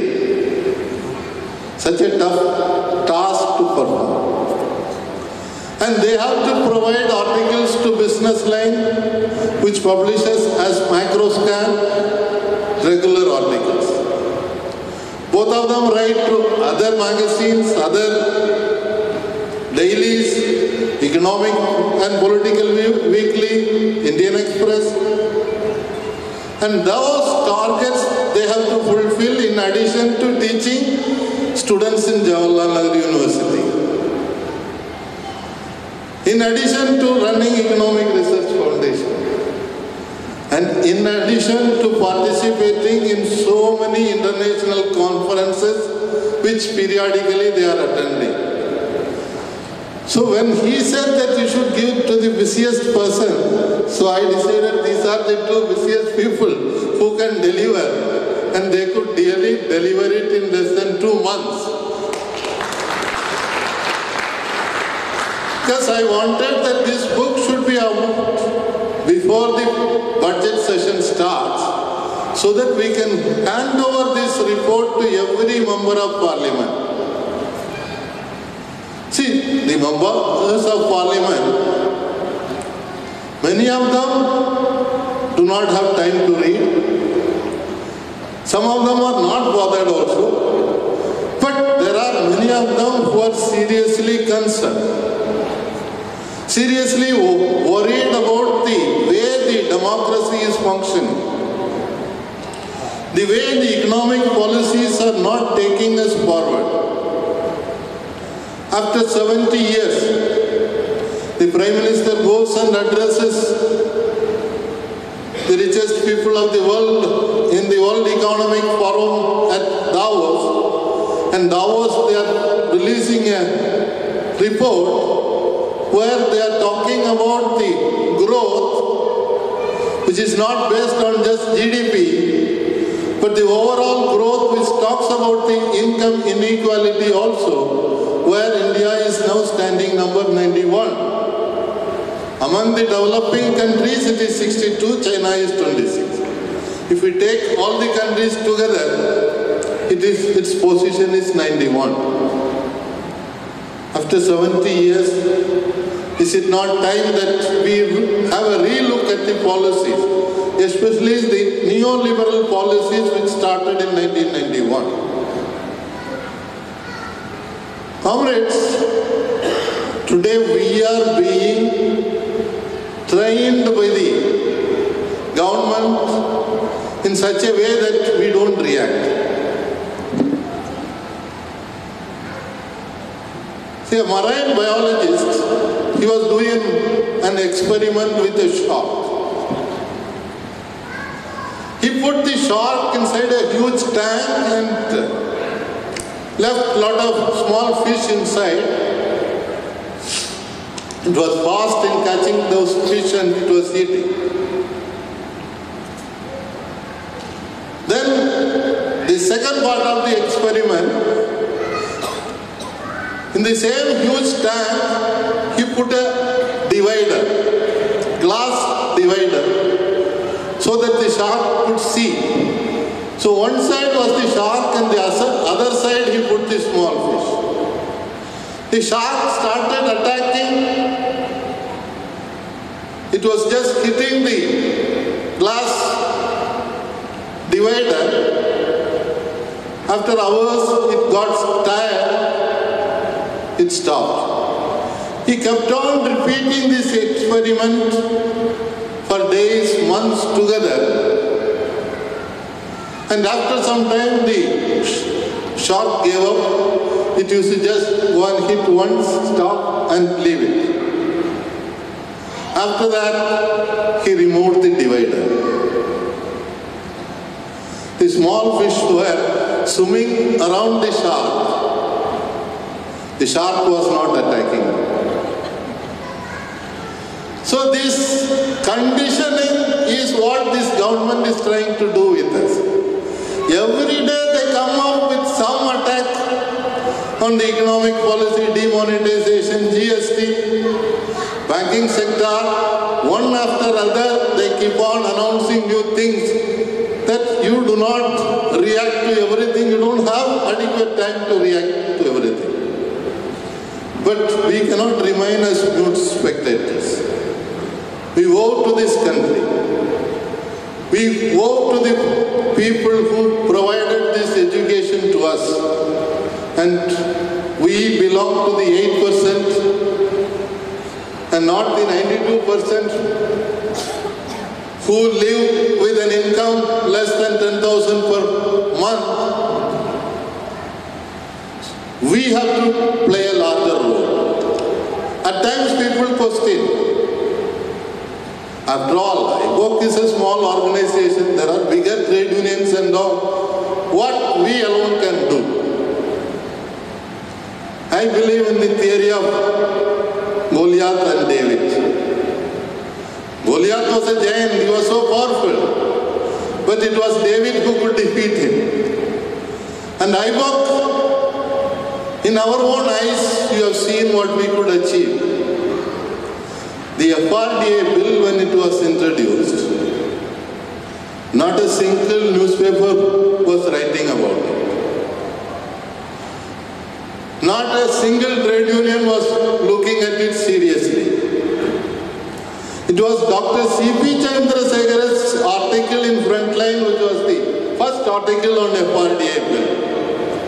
And the same Frontline Mrs. Purnima Tripathi wrote an article, again on the FRDA bill, that caught the attention of the media. Then other papers started writing. Comrade Ram Avatar Singh is here. He is from Jaipur. The JPC chief, the chairman of the Joint Parliamentary Committee, which is getting into the details of the FRDA bill, Mr. Bhupender Yadav, he is from Ajmer, and Ram Avatar knows him. So I requested him that try to get an appointment with him. I would like to discuss this bill with him. He seriously tried. And the sincere reply given by Bhupender Yadav ji was that I have been given a simple mandate to recommend the bill. What is the use of talking to your Franco? It is not going to make any difference. But we did not leave with that. We kept on talking about it, we kept on writing about it, we kept on giving interviews about it. And we sought appointment from the Joint Parliamentary Committee. In spite of 3 reminders, they did not respond. Then I wrote to Speaker of the Lok Sabha and the Vice President of India, who is the Chairman of the Rajya Sabha, saying that we are the biggest stakeholders, we should be had. And finally we were called. And it was an amazing experience. The Joint Parliamentary Committee members asked very serious questions, we gave very serious reply. And one of the JPC members, Dr. Saukata Rai, openly made a statement that Franco has made very clear how the bill was originated, who was behind it. I was also wondering how these people in the finance ministry could draft such a bill so fast. Now we know from where it is copied. Better than an advocate, he has made a clear presentation. Let us take a decision that we reject the bill. Open statement he made to the JPC. The JPC will not decide like that. The chairman said that, no, okay, we will discuss. But today I am happy that after that we had been motivating more organizations to make presentations. Last week, NAPM made a presentation to them, and today's Business Line has an article which says that even in this budget session of the Parliament, they are not likely to submit the report. They have been asking a lot of questions for which they could not get the reply. So I work with its efforts. AIB also made a presentation to the JPC on the same day. We could withhold passing of the bill, which the government was determined to do. The same way, if we continue our struggle with the guidance of CPC and JD, definitely we will be able to prevent this privatization effort, however powerful the government may be.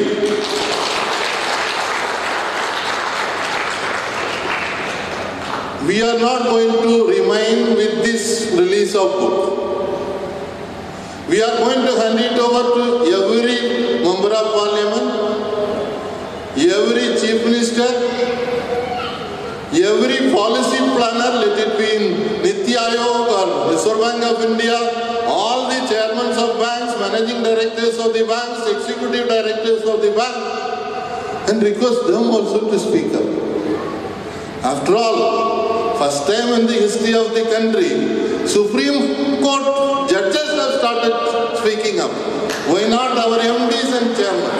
They have to start speaking up, and that way we can take this movement forward. And as rightly pointed out by Dr. J.D. Ghosh, we have to build strong alliances with the people.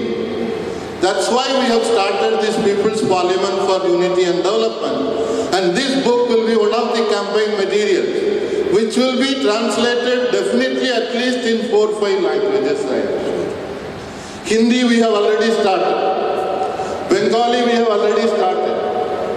Tamil we will be doing it very soon. And some more languages like Malayalam and other languages we will try. Assamese, it is possible to do it in Northeast. We have a strong IWOC unit there.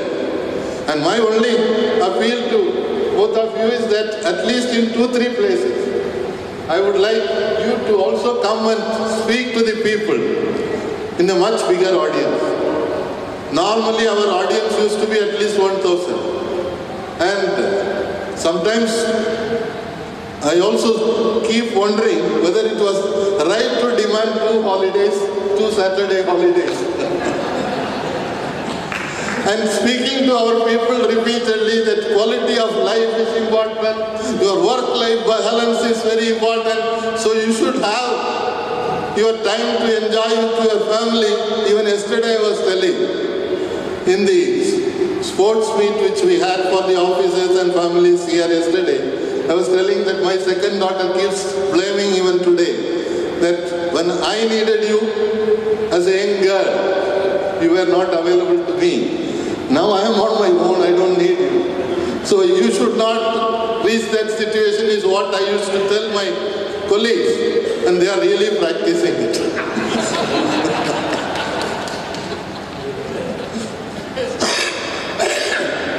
But they are good in going through WhatsApp, YouTube, all that. And we have started a signature campaign along with UFBU. We have started a massive signature campaign. I will appeal to our colleagues to speed up that campaign and let us work hard to safeguard not only the public sector banks, but to safeguard this country of which we are proud of, and change the course of direction of the country which has been clearly laid out by Dr. C.P. Chandrasekhar and J.D. Ghosh. An alternate path is possible, and we will together see that that alternate path is implemented. Thank you, Anand.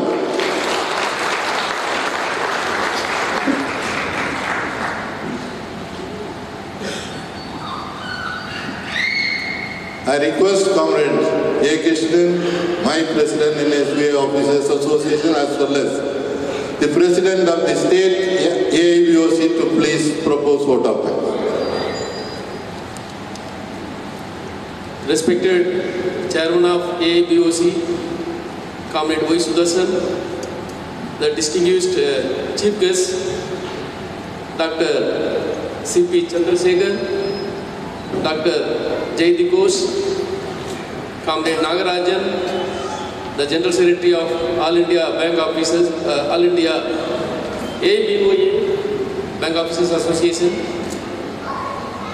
our beloved General Secretary, Comrade D. Thomas Franco Rajendra Dev, Senior Vice President of AIBOC, Comrade Debasit Ghosh, Comrade R. Sekharan, Secretary of Tamil Nadu State Unit of AIBOC, our veteran leaders, Comrade Saranamuthu, Comrade Parthasarathi, other office bearers from AIBOC, and my dear comrades. It is my privilege to propose vote of thanks on this important occasion of release of book, Indian Banking, the Challenges and also the alternatives for the future. I am extremely thankful to Comrade C.P. Chandrasekhar and also Dr. J.D. Ghosh for their contribution, for their support and for othering this vital instrument, the book on challenges before the banks and as well as the alternatives, the plan they have given. It will be of very useful to all of us as they have explained in their speeches that there is a serious threat on the banks and also the attacks by the government on the banking sector and also against the general public of the country. So it is our duty to safeguard the interest of the people, interest of the banking sector. And the message they have given in the book, we have to go through and we have to spread to others. That is very, very important. And both these eminent personalities, they are not new to our ABOC, as explained by our beloved General Secretary. They have contributed in the year 2006 when IBOACC released a report on Independent Commission of Banking and Financial Policy. In that, Comrade C.P. Chandrasekhar was a member, and also Dr. Jayati Ghosh, she was also a contributor to that important mission.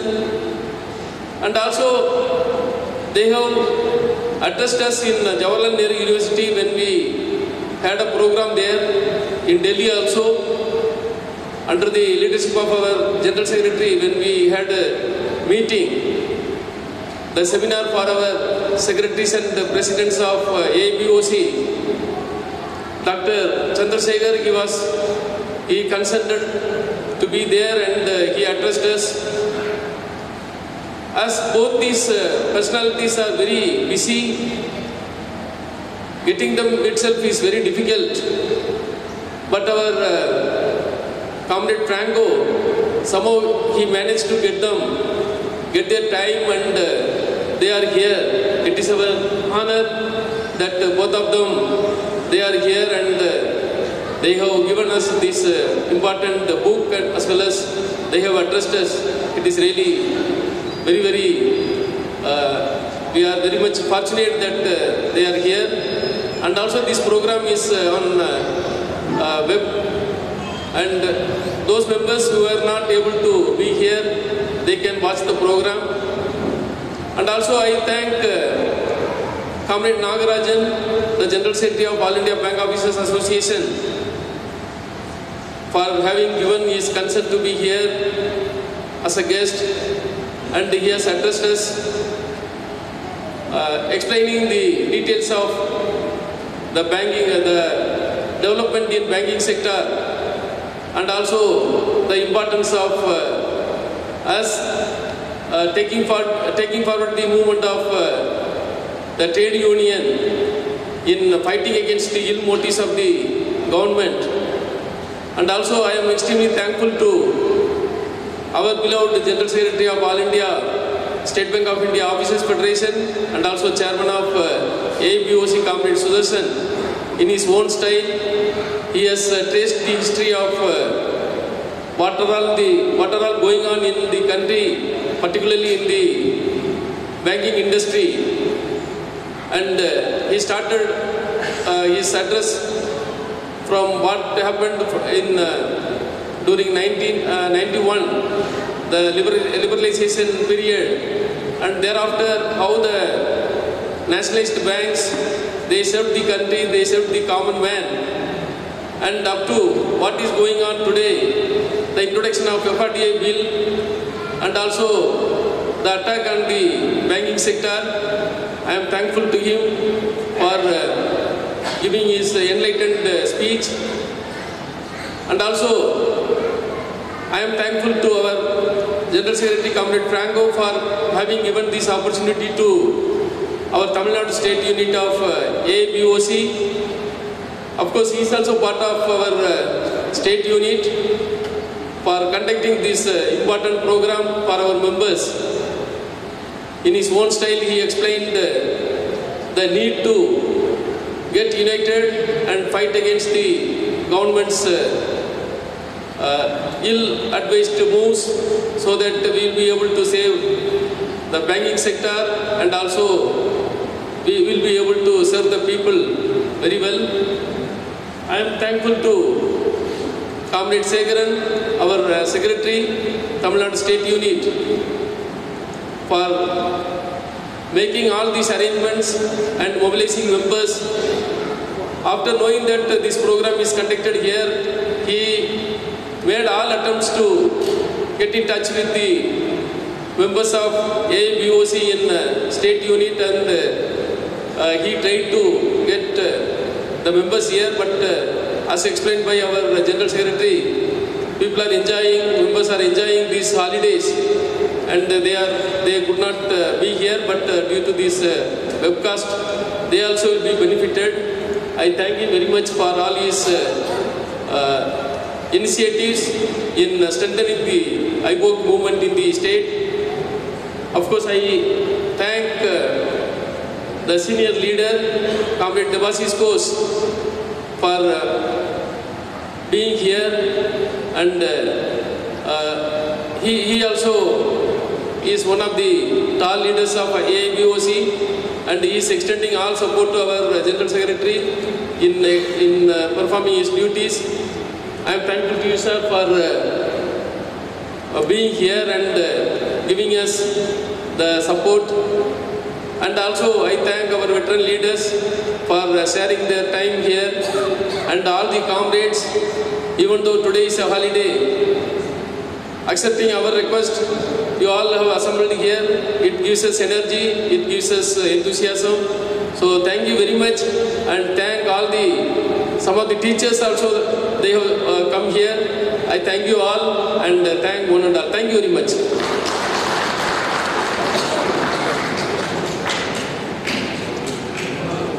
Please stand up for national.